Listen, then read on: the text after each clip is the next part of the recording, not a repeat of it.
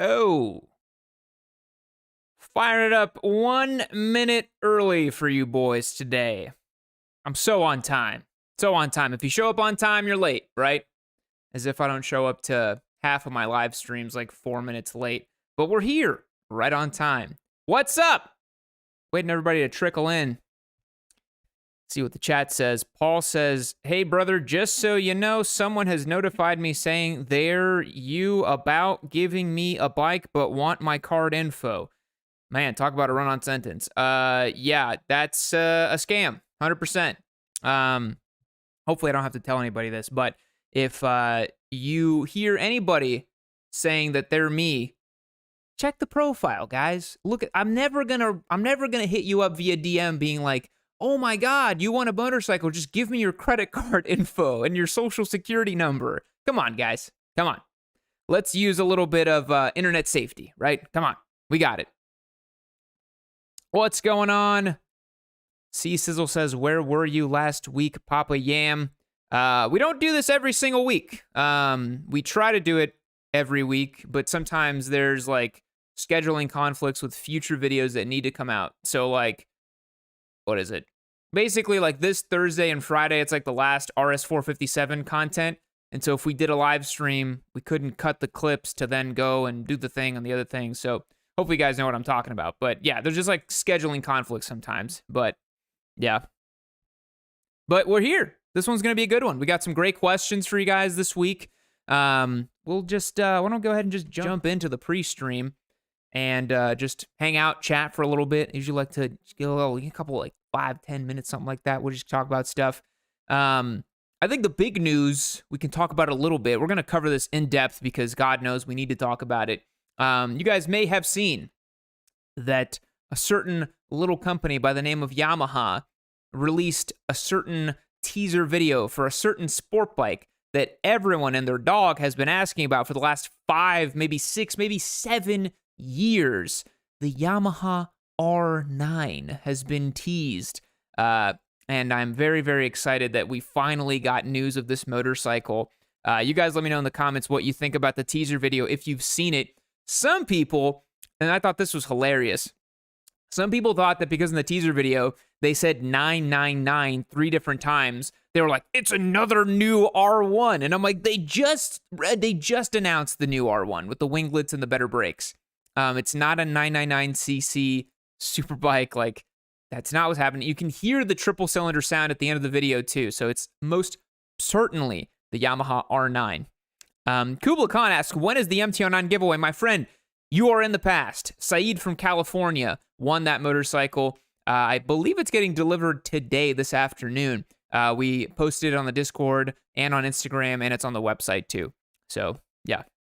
Cecil asks, does anyone know if the R9 will be part of official races? As far as I understand, it will fall under the category for next generation super sport. So that's the category racing right now with the Gixxer 750, the Panigale V2, the Daytona 765, the R6, and the 636. It's kind of a catch-all category where they limit the motorcycles based on the throttle, as far as I understand. They have like an 80% max throttle on the Panigale V2s. And yeah, I think they're going to put that 890 R9 probably in that category. I think the Tenkate team in World Supersport said as much.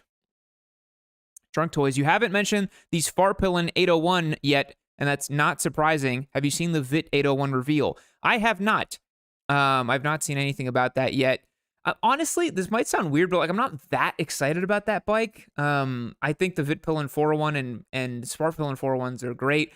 The 801s are going to use that 790cc motor, right? And I'm like, oh, I don't really like that engine. Like, it's got camshafts made of cheese, so I'm not that excited about it.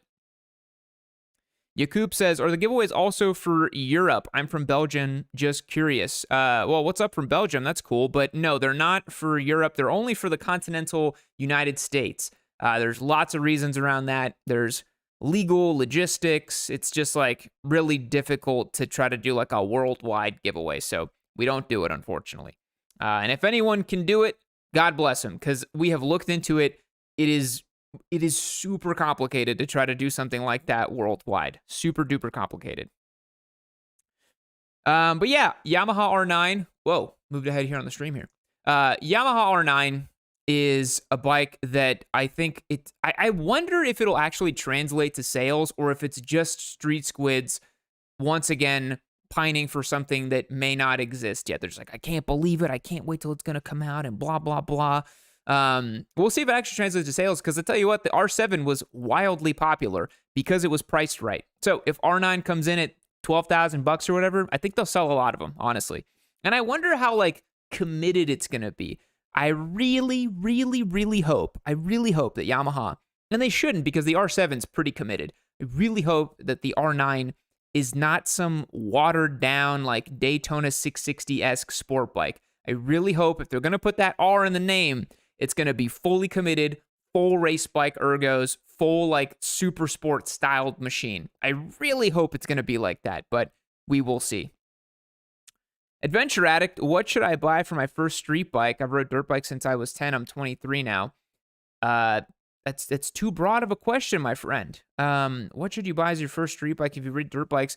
Go for an adventure bike. Why not? Go out and see the world, or get like a big dual sport like a 501 or something. Yeah. All right, boys. 5 minutes have passed. I would like to get started with the stream. We got the official questions on the chat here. If you guys have any specific questions for me while I'm doing the stream, just shoot me over on the chat. I think if you do the super chat thing, it pins to the top, but I can usually see them over here too. So if I don't get to your question, just know that I got a lot going on with all the questions. We are also wrapping up the RS457 giveaway, by the way. If you've seen it, we have just 2 days left on that giveaway. So it ends on October 4th. Make sure you get your entries locked and loaded, and then another bike's going to launch just a few days after that. And if you guys saw the comparison video that we did, I think yesterday, you probably know what bike we're going to launch on Monday. So it's going to be pretty cool. So anyways, let's begin with the questions, shall we? Rider questions answered. As always, boys, if you have questions you want me to answer on here on the stream, like proper in the video, drop me them on Discord, become a member on yammie-noob.co. That's the best way to do it. And yeah, let's get into it. So Daxa on Discord, one of our most prolific members, this young woman from Singapore, I believe, in that area of the world, really into racing and all that sort of stuff. Really cool user. She says, who are you rooting for in every racing championship / class that you watch? So we're starting off strong with racing questions. Okay, so let's start top of the castle, MotoGP. I am a diehard Fabio Quartararo fan. I've been a Yamaha fan for 10 plus years at this point. I was always a Valentino Rossi fan. I love Yamaha. Fabio's obviously not on a very competitive motorcycle nowadays, which is a little bit sad. He fought and won for the 2021 World Championship. I just think he has the most beautiful, silky, smooth riding style. I think he has so much talent, and he's a phenomenal rider to watch. But honestly, in MotoGP these days, I'm really rooting for Marc Marquez. I love the comeback story. I love how hard he's worked to get to where he is. He is undeniably, I think at this point, the greatest motorcycle racer of all time. He has an insane level of feel over the bike. He is very spectacular to watch. And I really think once he's on a factory Ducati, everyone else just might as well not turn up. I think it's going to be that kind of level of dominance. But we will see. So that's MotoGP. In Moto 2, which I also keep up with that championship, I'm a huge Joe Roberts fan. Love seeing Joe do his thing. Really, really love seeing him on the bike. He looks really great, and he's the American in the category, so it's always great to see that too. In World Superbike, I'm a big fan of my boy Garrett Gerloff. Big shout out to him. We are actually buddies in real life. Maybe not buddies, maybe acquaintances. I don't know. Maybe if you want to take it to that level, Garrett, we can talk about it. We text somewhat frequently. And Garrett did a couple videos with me out here in Texas. He is from Texas, too. And I think Garrett has a ton of potential, a ton of energy. He just rides really well. And I think just now he's finding his extra aggression again and just got 2 podiums in this past weekend. Really, really beautiful to see. So I always root for Garrett. And those are kind of the main categories I watch. I watch GP, World Superbike, and Moto 2. I don't really keep up with Moto 3 too much. I watch highlight clips here and there, but that's kind of my rooting for every class. So with the racing out of the way, let's get back to the more normie-related questions. All right, Pengu on Discord asks, throughout your years of riding and many experiences, which of those would you Which of those would be your best and worst experiences? And if you could, would you do anything differently to help make those bad experiences better? Wow, this is a broad question. Okay, so I would say let's kind of just get the bad out of the way. Certainly one of my worst experiences I've had was my crash in 2017.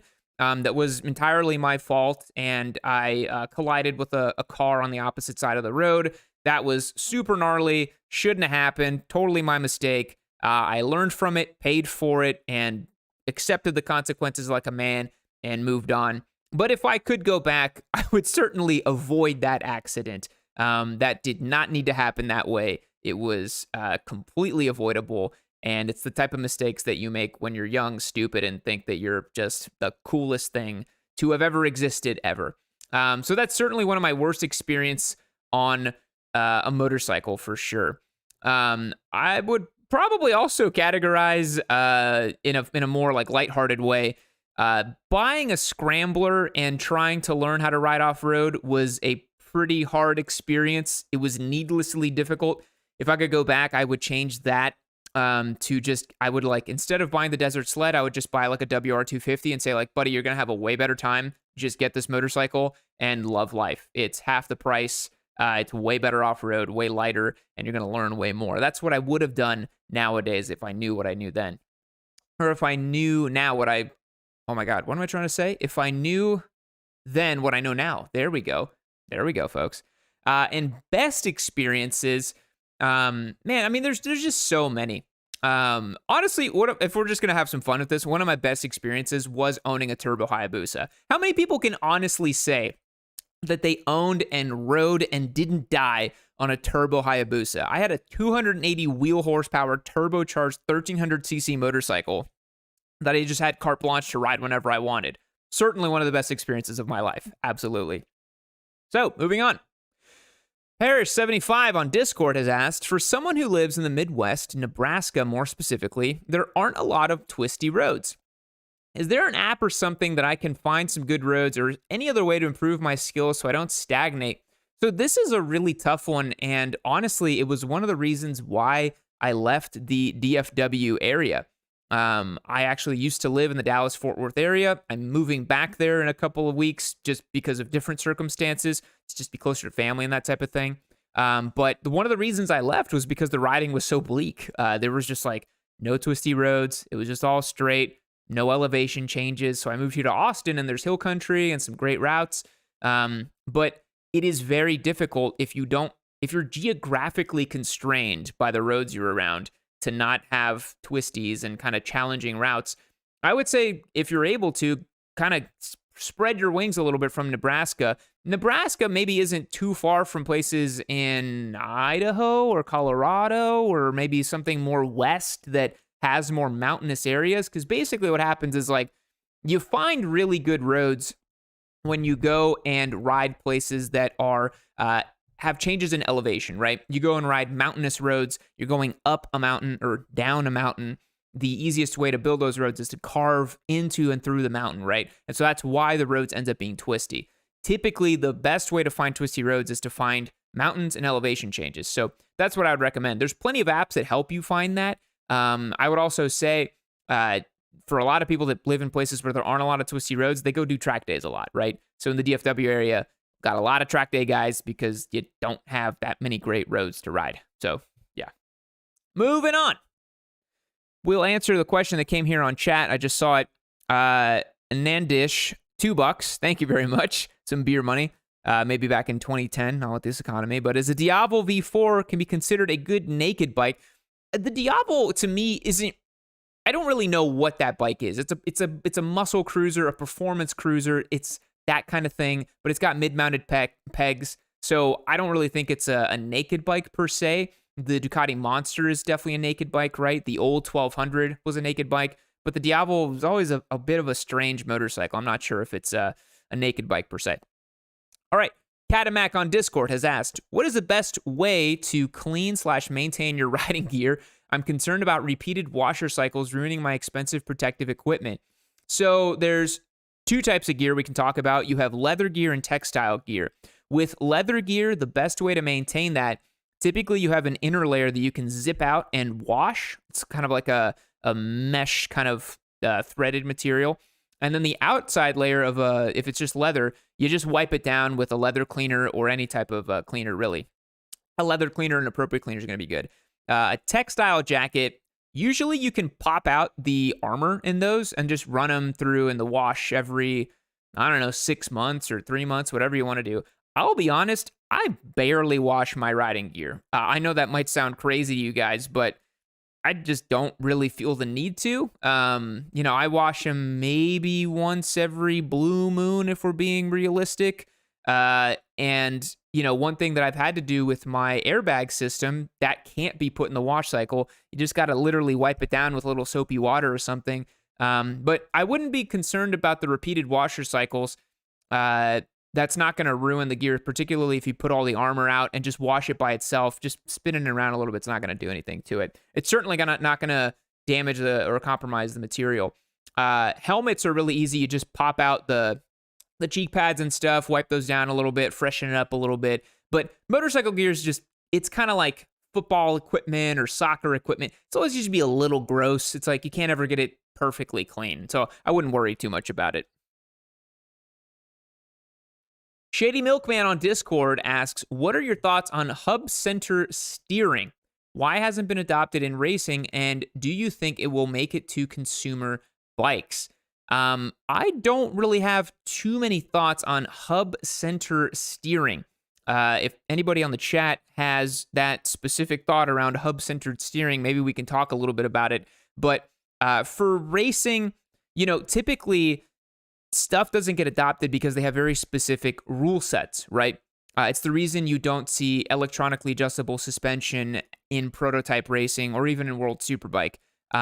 They have limitations on that. Is it possible that it would improve the racing or the motorcycle's capabilities to go faster?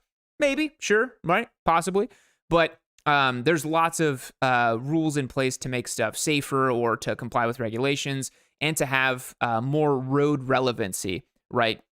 So I think that for hub center steering, because it isn't something that you see on bikes on the road, that doesn't have road relevancy, you wouldn't want to see that on, like consumer grade motorcycles. So hope that answers the question. All right. Oh, Sniped on Discord asks, do you think that the MSF course should be mandatory / should we have a tiered licensing system like we have in Europe? And you guys are probably not going to like my opinion on this if you're the kind of freedom-loving, corn-fed American, but I absolutely think we should have a tiered licensing system in the United States.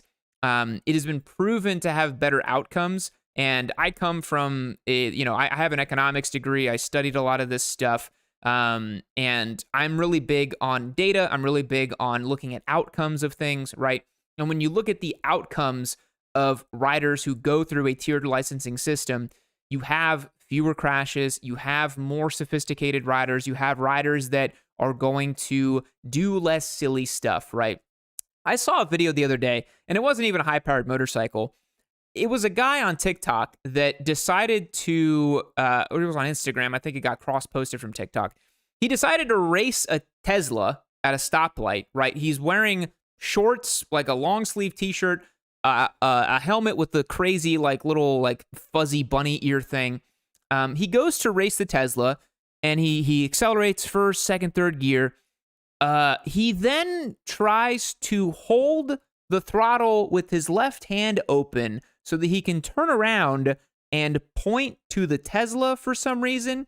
He then loses control because he's holding onto the throttle with his left hand and obviously putting pressure towards this point and pushing in the opposite direction, right? Maybe pulling the throttle and the bike is going left.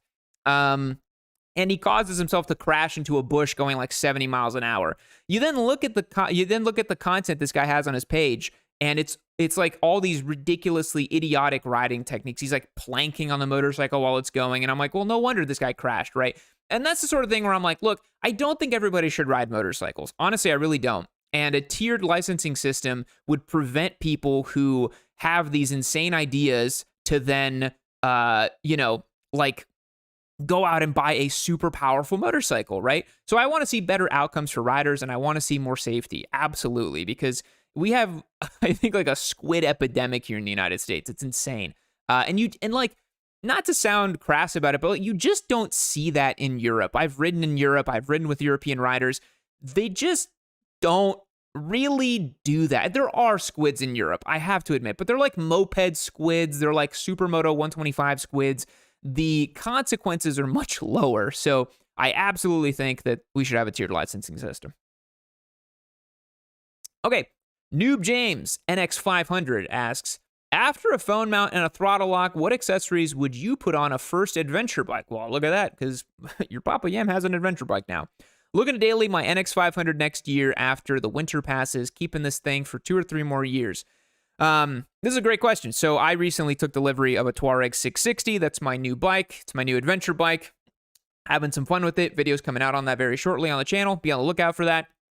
Proper ADV dad stuff going on the channel. After a phone mount and a throttle lock, on an adventure bike, I would do 3 additional things. I would get heated grips if I'm going to be riding it like kind of daily, year-round. Heated grips make a massive difference. Really, really nice to have. I would also get larger or more sophisticated hand guards for that wind. It doesn't take that much temperature for your hands to just feel awful when you ride. So as much as you can do to get the grip warmers and the hands sorted, then you'll have proper control on the bike. And that would also throw on, if your gas tank shape allows for it, some sort of tank bag or maybe a tail bag as well. That way you can, chuck in your wallet, maybe some supplies, maybe a fix-a-flat kit. It's just regular stuff that you would need if you're going to daily this thing all the time. Because getting a flat sucks on a bike, especially if you don't have a way to just quickly patch it and fix it. So I would say invest in the skill sets to fix the flat and to get the fix-a-flat if you're going to be dailying it all the time, because you will absolutely get a flat tire. I've been riding for a long time. I've gotten like 4 or 5 different flat tires. 3 of them I was able to fix on the road, and 2 of them I had to call a tow truck. So yeah, I would say definitely look into that. Most Wild Wheat asks, your thoughts on Yamaha considering going V4 for MotoGP and what that will mean to mere mortals, to us mere mortals. Another racing question that I get to subject you people to. So this is awesome news, right? Yamaha going for a V4 in MotoGP, I think, is absolutely the right move for them to continue to be competitive in the category. All the other motorcycles on the grid are V4s, and where is Yamaha losing it? On the straights. They simply do not have the right equipment to compete now that the motorcycles are highly tuned around the aerodynamics and the new Michelin rear tire and the ride height devices. You just cannot make enough grunt from an inline 4, and it cannot be ridden in the way that a modern MotoGP bike needs to be ridden. It has to be a V4, and they came to that conclusion, right? Love the fact that they're going to have an additional satellite team. They're going to have 4 bikes on the grid. They're going to be able to collect way more data. They're getting 2 very experienced riders on the satellite bikes, which is awesome too. There's no newbies on the squad, so everybody's going to be able to collect great data. I have very big faith in Yamaha. I really think they're going to be up there fighting for podiums in a year or 2 again, especially with Fabio Quartararo. He's a fantastically talented rider, like I said. In terms of what it means to us mere mortals, I think it means jack shit, honestly. I don't think it means anything for us. And the reason I say that is because Honda's had a V4 in their RC213V for, 10 plus years now. And they've had a V4 in racing forever. It's never made its way into a road-oriented product other than like a VFR 750 from way back in the day. The flagship bikes that Honda offers are still inline 4. So I don't think it means anything for the street-going motorcycles, particularly because in 2027, MotoGP is going to downsize their engines to 850s. And so then you're going to have an 850cc V4. That's never going to be anything on the road, which is hilarious because Dorna wants more road relevancy for their series, which is just like they're not even road relevant, which is really silly.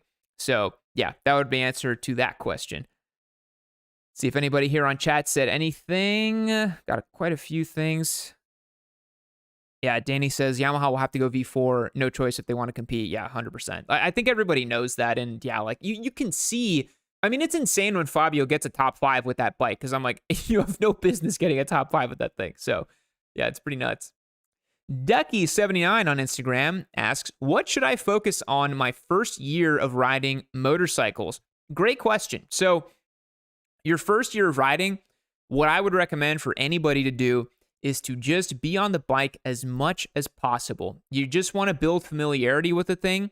You just want to ride it as much as possible, familiarize yourself with the motorcycle, get comfortable doing things with your motorcycle.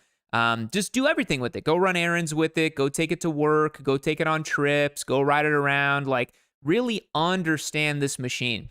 The more time and experience you spend in the saddle, the better off you're going to be. And then the more miles you rack up, the more opportunities you'll have to do routine maintenance, right? You'll be able to pop off your wheels and go get some new tires. You'll be able to do some oil changes, clean and adjust your chain. You'll be able to bleed your brakes, and then you'll slowly build up those skill sets of just being like your average, everyday, kind of competent motorcyclist. So it all starts with doing as many miles as possible. So that's what I would recommend. Buy a bike and get a bike that allows you to do that, because you're going to want to ride all the time.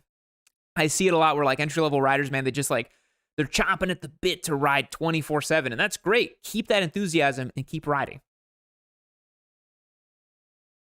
Okay, Arjun1097 on Instagram. Is the future of motorcycling in jeopardy? This is a really big question. Guys on chat, let me know what you think about this. Is motorcycling in jeopardy in the future? I actually would be really curious to know. Why don't we do, we'll do a poll. We'll do a quick poll. Let's ask this question. Whoop, that's the wrong, that was the wrong keyboard. Where are we? Go ahead and reload this. Sorry, boys, we're going crazy here.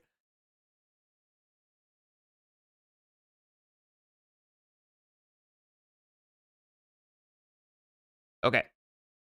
Wrong keyboard. Is motorcycling in jeopardy? Yes or no?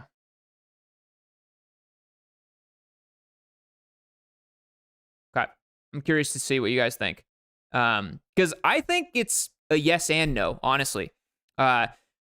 We just did a video that came out today about how rider demographics are changing a lot. And I think that, you know, when you consider the fact that the average motorcyclist is getting older and older and older, that kind of spells bad news for me personally. Not me personally like Yammie Noob, but I mean like for us as motorcyclists, right? I think that with the economy the way that it is, where people don't have as much disposable income to spend on things, motorcycling seen as really dangerous and not really worth it to a lot of young people. And they have alternatives that are fun to wield, things that are still more safe and more interesting. I think that, you know, when you look at a young kid who can go and get an electric bicycle and have fun and do some wheelies on that thing and just enjoy himself, versus getting a full-blown motorcycle that requires a special license endorsement and gear and all this stuff. Like, you really got to want to be a motorcyclist, right? The barrier to entry to a fun electric bicycle is nothing, right? I mean, they're expensive, but it's nothing. We have seen the bicycle market pretty much collapse in the last 2 years, so I'm not sure how that's doing. But yeah, I think that motorcycling is kind of in jeopardy. But it is always cool to see that people are still excited about motorcycling, right? Like, you still see enthusiasm for racing. You still see enthusiasm for two-wheeled things. And, like, it's objectively still just, like, a cool thing to do, I think. I think some people think it's, like, dangerous or not safe or bad or whatever. But, like, objectively speaking, a motorcycle is always going to be cool. It's just, like, a rad thing to do, and you need a specialized set of skills to do it. But it seems like on chat, I am not correct. 68% of you are saying that no, it's not in jeopardy. Alex says that it's not in jeopardy. It's going to go underground. That's honestly a good point. I really think it's going to become a very niche enthusiast thing. I guess kind of like equestrianism, right? Like when people were using horses for transport and then cars came around, people still kept riding horses, but it became much more of a hobby, right? People then rode horses as a hobby and farms and ranches and stuff. So I could see motorcycling becoming like that, you know? I did see somebody had a question here. Peyton asked, I know nothing of MotoGP or any professional racing. Where does Kawasaki stand overall? Great question. Thank you for the $10. Kawasaki had a very brief stint in MotoGP back when the rules were way different. I think in like 2006 and 7 and 8, something like that in those years. And then they subsequently dropped out. Kawasaki then decided to focus all of their effort and energy in World Superbike, and they were very, very successful in World Superbike over the last 10 plus years with Jonathan Rea. He was a six-time World Superbike champion with Kawasaki. I think he racked up like over 100 wins. I mean, the ZX-10 was a very dominant package in World Superbike. So they did very, very well in that category. But they've never really done anything other than that. And some people guys think, oh, why doesn't Kawasaki come back to MotoGP? The bikes in MotoGP nowadays are so specialized and unique and crazy that to get started in MotoGP would be an enormous effort. And if you're already getting visibility for racing in World Superbike, not nearly as much as MotoGP, there's not as much of an incentive. So that's kind of where things stand with them. But all right, boys. Yeah, those are the questions for the week. Remember, join on yammie.co. You can always ask me any questions that you want. I'm always there hanging out. So make sure that you sign up and become a member. You also get access to win the giveaway bikes, which is pretty sweet.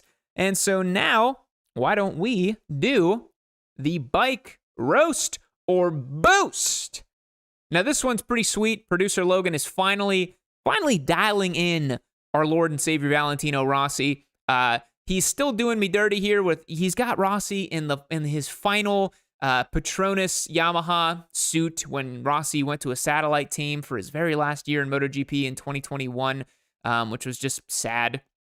He shouldn't have done that. He should have went out on a high, but he didn't want to quit during COVID, so I understand he had to go for one more year. But yeah, if we can, Producer Logan, if we could get Valentino Rossi in his real deal, maybe like his 2012 Yamaha livery. How about 2009, the last year he won a championship? We could do it that way. Boys, give me 1 second. I gotta grab my water.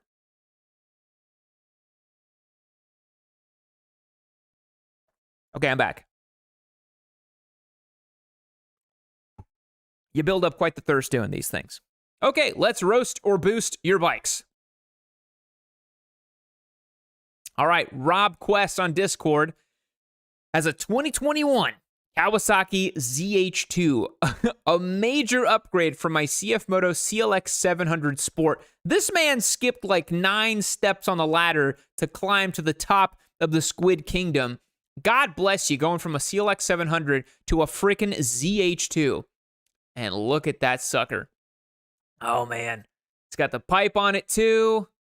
He's got the proper sport touring tires on there. This man knows what's up. Look at him. He's tossing out this dirty CF Moto over here. I don't even know if that's the CF Moto he's talking about. It's probably not. Look at this guy. Man, I got to hand it to you. You certainly look more appropriate on the ZH2 than you did on the CLX. I will say that to you right now. I certainly think that you fit the vibe of that bike better. Yeah, man. That was probably quite a quantum leap from the CF Moto. What is it? This guy on chat here said, should have bought a coffin with it. I really hope that's your truck too, because that just matches. Like, I feel like ZH2s definitely have Busa Boy energy a little bit about them. Definitely have a little bit of Busa Boy energy. Fantastic ride. It's clean. It looks great. It's got the pipe on it. This guy looks awesome riding it, right? Certainly a little squiddly, but come on, he's on a ZH2. Let the guy have some fun.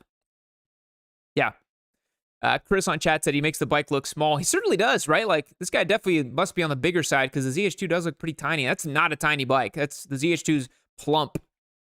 Very plump. All right. Purple Gorilla 1.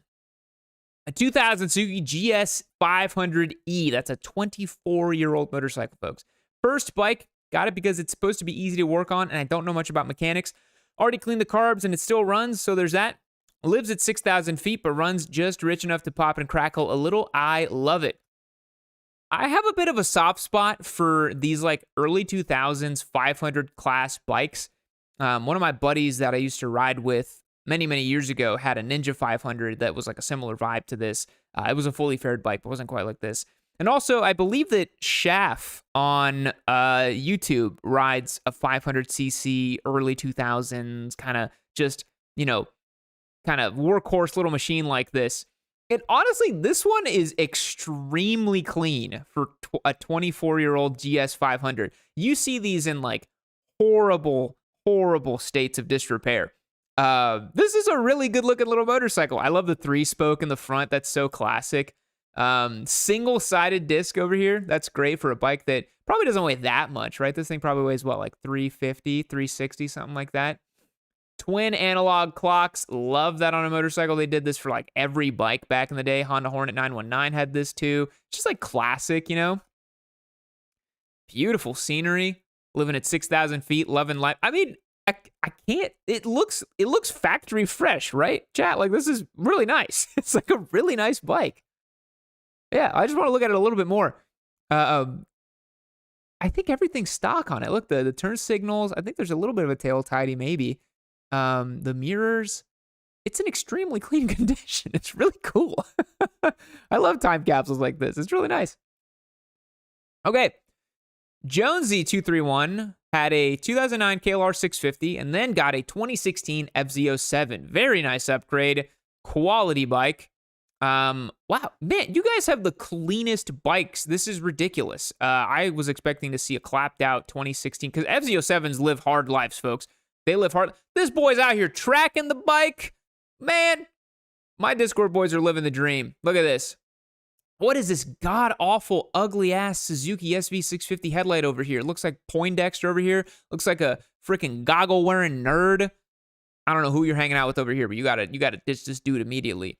FZ looks great with the Tuono over here. These two bikes look great. This, I don't know what this third bike is over here, but y'all gotta ditch this one. Y'all gotta ditch this one. Got the subtle, beautiful shot under the sunset. He's out picnicking with his bike. The lonely rider over here. I just love the fact that you went from a KLR to an FZ07. You're like, man, screw that KLR. I ain't riding no friggin' dork machine. I ain't riding no single-cylinder friggin' busted-up motorcycle. Can't do a damn thing on a KLR.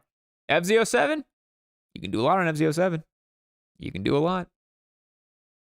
Yeah, looks great. Got another photo? Nope, that's it on the FZ07.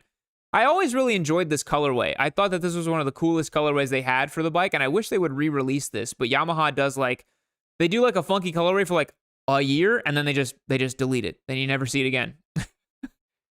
And honestly, this bike set the tone for middleweight, parallel twin, 270 crank sport bikes. Like this is the one. This is the one. Yeah. Awesome bike. Very nice. Joe Mama on Discord.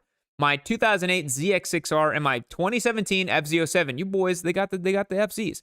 They are nothing like when I got them. Both have their cases. The FZ is my daily commuter, and the ZX6 is my squid missile and future track toy when I can afford a track day. Well, my friend, if you didn't have two bikes, you could do tracks, you know?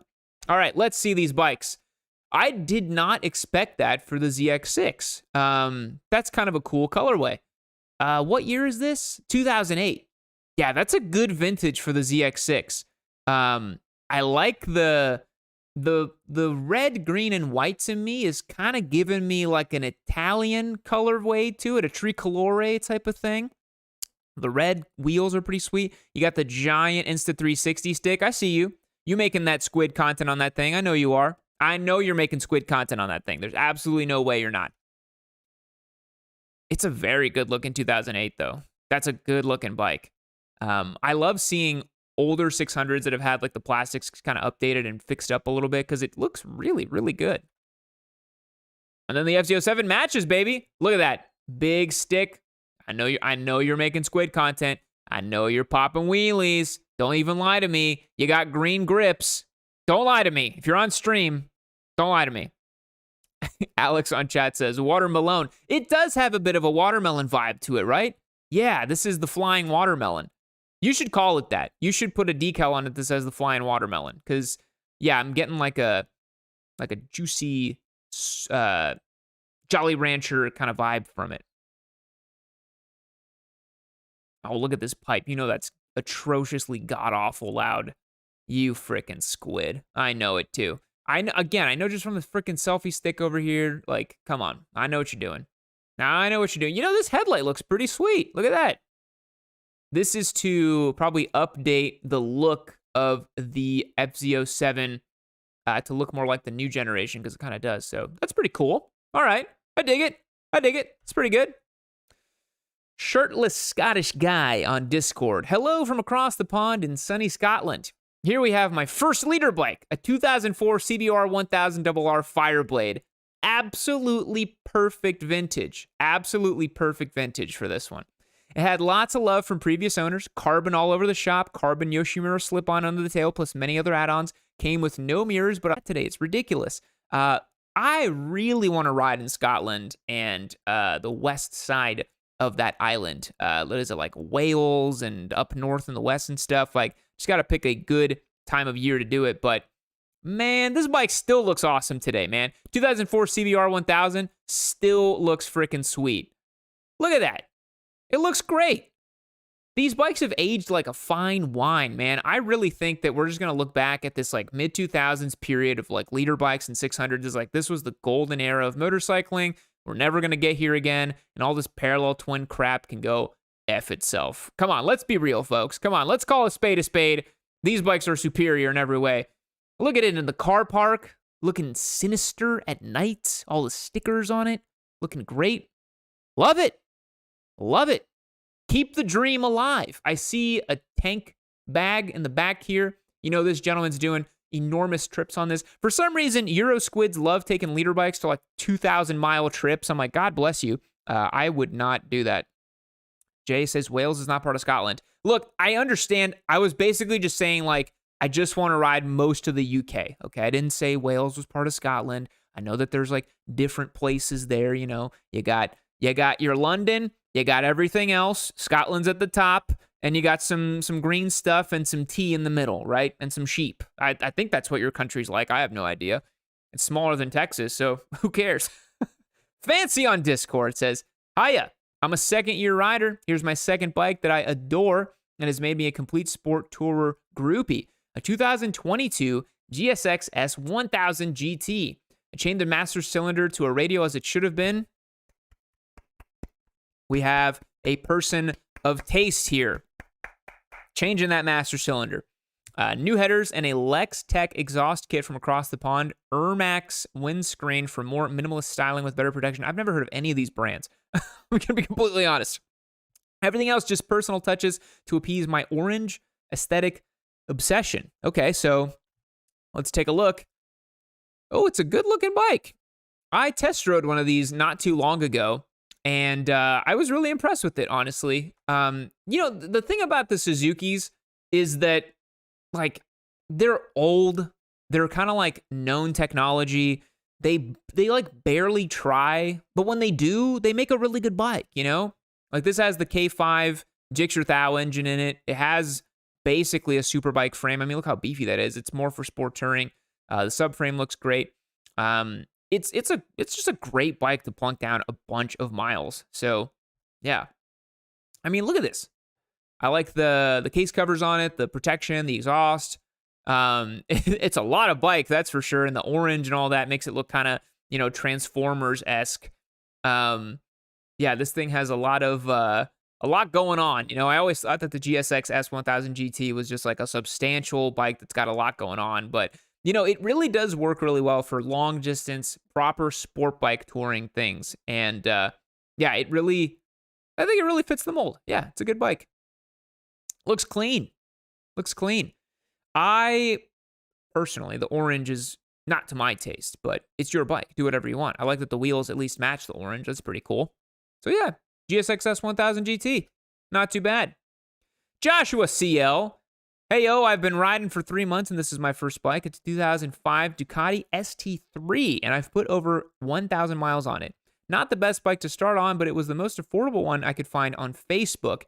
So this is a really peculiar motorcycle to start as your first, and I know why this was cheap. There's several reasons, right? Number one, it's not the most handsome Ducati that there ever was.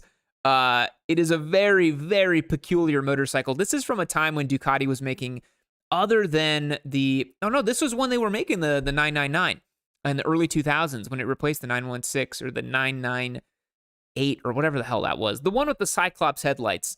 Basically everything in Ducati's lineup at that point was ugly and weird. I'm just going to be totally honest. Like, if you guys have ever seen the Multistrada from these years, they are just so hard to look at. And the ST3, kind of the sport touring option, similar vein. This one looks to be in good spec. Older Ducatis tend to have a bit more cantankerous maintenance, but this is pre-Volkswagen ownership of Ducati. This is when Ducati was an independent company, and I really think that these older Ducatis have a lot of charm, a lot of flavor, a lot of character, and honestly, you know, with the 2 color-matched hard bags, pretty agreeable ergonomics, I mean, it's a pretty sweet little bike, you know? I think it's a pretty sweet bike. Look, it looks really good. He took this on a DSLR. You got the freaking soft focus. Looks great. You know, in terms of the nick that it's in, let's say, because I do think aesthetically, it is a bit regrettable. Let's say. Look, that's got integrated turn signals from the factory. Back in what, 2003 was this thing made? Is that what he said? 2005 ST3. Man, you know, it's stuff like this. When I look at a Ducati from the mid 2000s, I really start to understand just how long ago 2005 was. You know, sometimes I forget how long ago it was. I'm like, oh, yeah, you know, mid 2000s. It's always like 10 years ago in my mind. Nope, folks, that was 20 years ago. And when you look at Ducati design, you really start to understand that we're talking about 20 years ago. You know, it looks like a dinosaur. It looks ancient. Gabe has some strong words here. Says even a mother would abort that. And then Uber Cruiser backed me up here, said the multi from that era has a face that only a mother could love. Yeah, man, like, I don't know. The Ducati really, man, I just think their designers were on some kind of crazy, you know, early 2000s ketamine or something like that to make the design choices they made. But yeah, look, you know, a little LCD, a little analog tacho, like, it's sweet. It's sweet, but yeah. All right, AI Tech Crime. I bought my 2022 Z400 ABS in February, and it's my first bike. One of the previous owners, installed a slip-on Akrapovic. I added a Puig, a Puig, whatever, windshield and T-Rex Racing crash guards and spool. I painted the crash guards and spool to match the bike, but the paint has not held up. I really like the bike so far, but I can't wait to move up to something with more power. I know people say us older riders, I'm 43. Yeah, you're not that old. They're supposed to be more cautious, but fast boy, gotta go fast.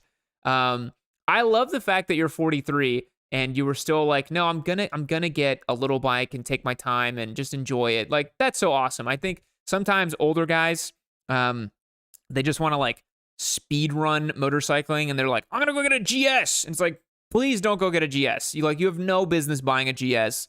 Just because you can afford it doesn't mean you should get it. So kudos to you for buying a motorcycle that is super approachable, fun, playful, peppy. But yeah, like the desire to go fast is always going to be there. You're always going to want to push that envelope and go a little faster. If it's inside of you, you will want the speed.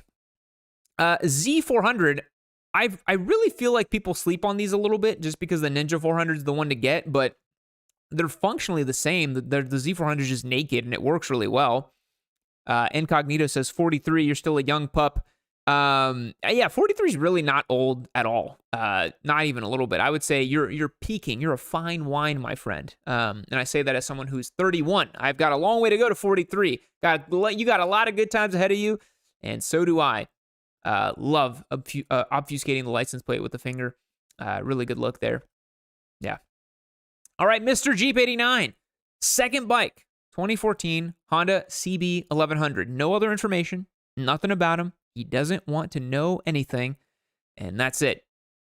So this bike is so interesting. Let me tell you guys a little bit about this motorcycle. So the CB 1100 is not what you think when you think of the number and the letter in front of that bike. So Honda makes the CBR 1000R, right? Or the CB 1000R.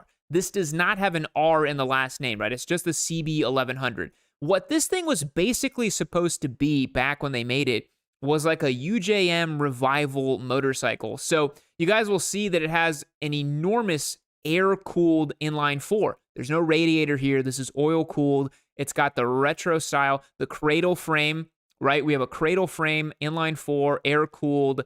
It's a kind of a throwback motorcycle. It's not really designed to be a sport bike. It's more designed to be a retro bike. Think of this as Honda making a tribute to the original CB750s, right? Kind of like what Triumph does with the Bonneville line. So you got, but you have modern components throughout the bike, right? Like you have Nissan axial mounted calipers here, a little bit more modern than what you'd see on the old school UJM bikes, right? But you have twin shocks in the back, so it's a bit of a mismatch between like a super modern motorcycle and something old school. Look at the twin analog clock right there.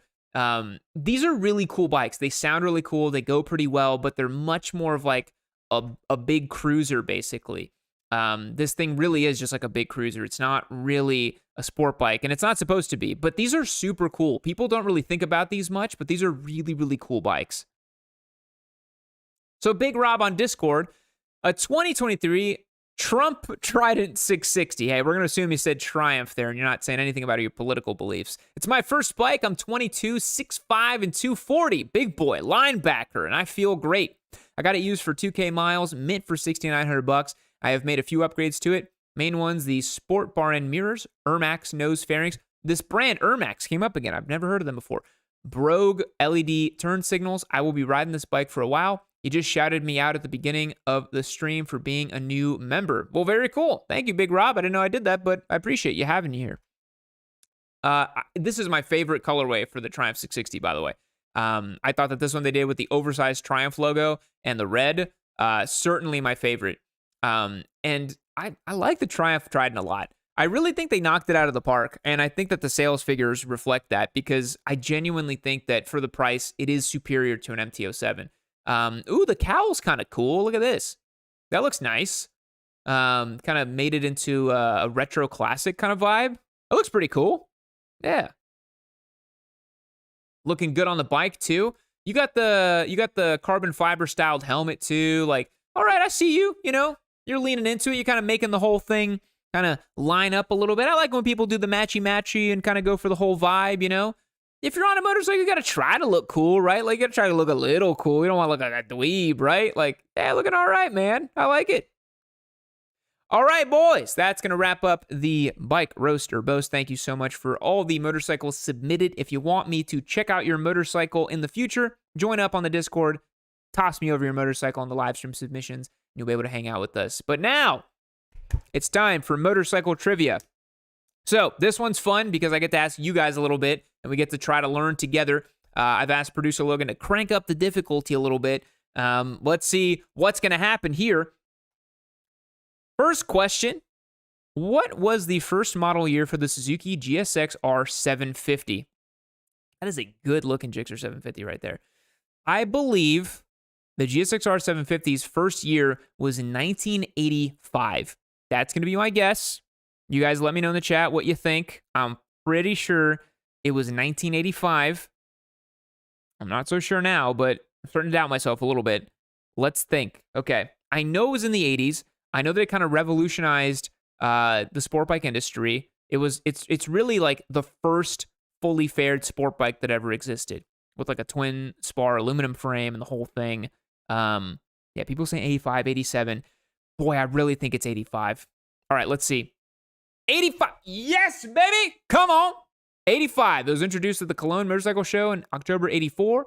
And it was a motorcycle of the GSX-R series, the 85 model year. Here we go, baby. 1 for 1. Let's do it. Come on. Come on. All right. In what year did Fabio Taglioni develop the first desmodromic valve system for the Ducati 125 Grand Prix? All right. So this had to be sometime. Oh, man. It had to be post-World War II for it to be the Grand Prix and for it to be like actually racing with it, right? Because I don't think Ducati was racing a 125 before World War II. So I'm going to say it was post-1945 Italy, but not before like 65. That seems like way too far in the future. I'm going to say 1953. It's a complete shot in the dark. Total guess. Let's see if I get close. 56. Boys, I was pretty damn close. I was 3 years off. I think I might know a little something. I think I might know a thing or two about motorcycles, huh? Maybe. Possibly. Okay.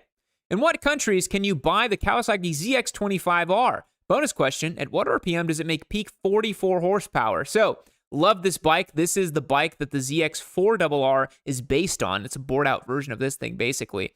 This I know was an Indonesian market motorcycle. So I know that it's sold in Indonesia. I'm going to say Indonesia, Malaysia. Are there any other countries? Japan? Could you buy it in Japan? I think you could get it in Japan. Japan, Indonesia, Malaysia. I think that's it. I think that's going to be it. And the bonus question, what RPM does it make 44 peak horsepower? I'm going to say 18,000 RPM. Let's see. Oh, okay. Oh, I missed Thailand. Damn, and the Philippines. We'll count that one. Even though I didn't get none of it right. I didn't get the bonus question correct. 15,500 RPM. That is a silly amount to rev a 249cc engine too. That is absolutely silly. Not sold in India. I saw someone in the chat saying that. So Indonesia, Thailand, Malaysia, Philippines, and Japan. So I got 3 out of 5 of those because I said Indonesia, Malaysia, and Japan. I missed Thailand and Philippines. Damn, I knew that. Should have known that. All right. What global auto manufacturer is the not-so-distant cousin to QJ Motors?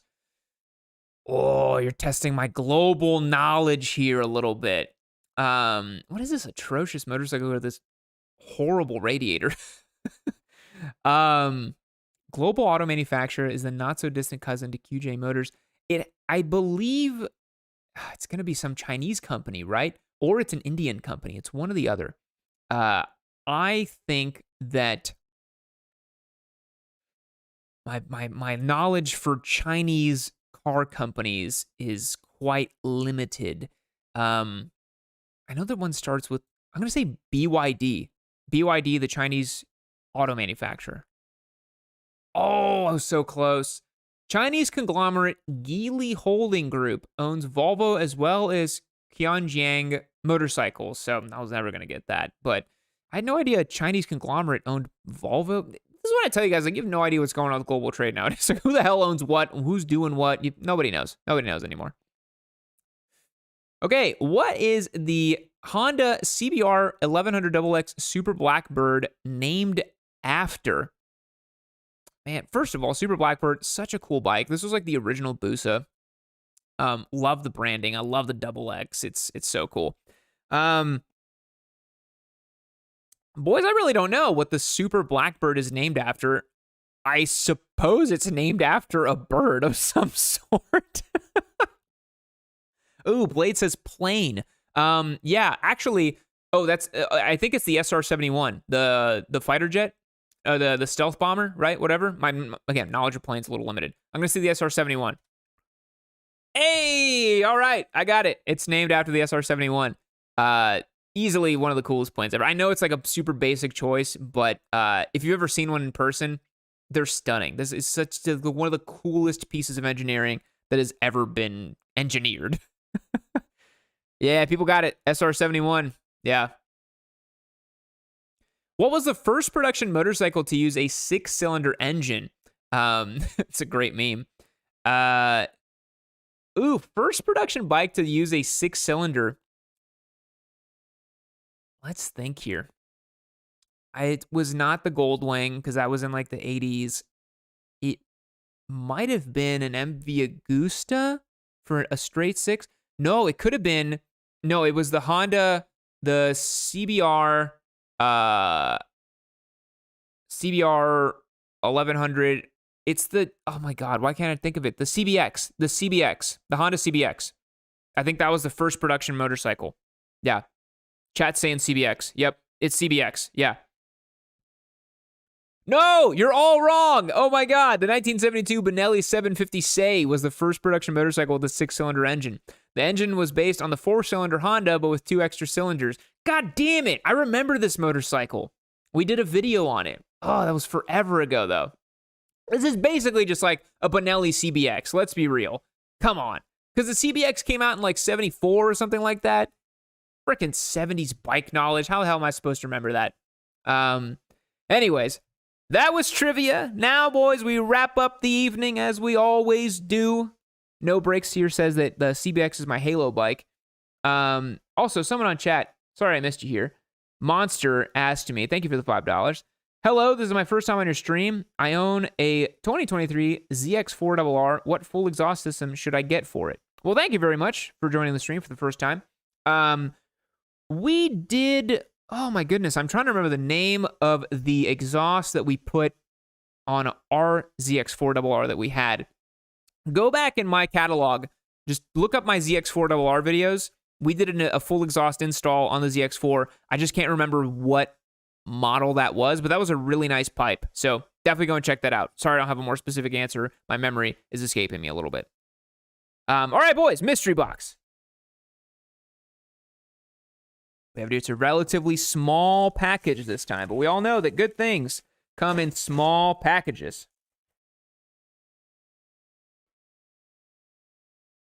We have a small box of some sort. Just says Keller and Weber motorcycle. We still don't know what it is. Luxurious packaging. We'll get you guys on main here. That's going to work better. Okay. Born to Ride motorcycle bottle stopper. This packaging is so over the top. Is this like a seal of authenticity? Especially for you, with my best wishes. Some sort of card. We'll open it up. Oh Christ, what is this? Is this a pocket watch? Oh, you've outdone yourself, producer Logan. He knows I'm a watch guy. How do you open this thing? Why is it called a bottle stopper? There it is. There it is. Look at that. A pocket watch. Oh, the chintziest, cheapest little thing from China. Little pocket watch. It has like recessed little things inside of there. A beautiful motorcycle emblazoned on it. And look at that. It even comes with the spare chain too. Wow. I mean, truly the pinnacle of excellence. Yeah, I don't think it really compares with the watch I'm wearing on my wrist necessarily. You know what? It's better than the watch on my wrist because it has so much more meaning and so much more beauty to it. Oh, my God. So our mystery box of the week is a gorgeous motorcycle pocket watch. Surely worth thousands of dollars in the way that it was presented. Beautiful. Yeah, maybe we can package these up and flip them for $100K like a certain presidential candidate is doing right now. Go on a watch grift. Boys, thank you so much for watching the stream. We are out of time. It's 7:02. Gave you guys a beautiful hour of content here. Hope you had some fun. Hope you enjoyed the stream. Thank you so much for all the support, having some fun with us here. If you want to join on a deeper level, head over to yammie.co, become a member, and you can also sign up for the RS457 giveaway bike. You can join up for the next giveaway bike we're doing on Monday. Spoiler alert, it's that green Ninja 500. Come on, let's be real. You guys already know what it is. Thanks so much, guys. We'll see you later. Bye-bye.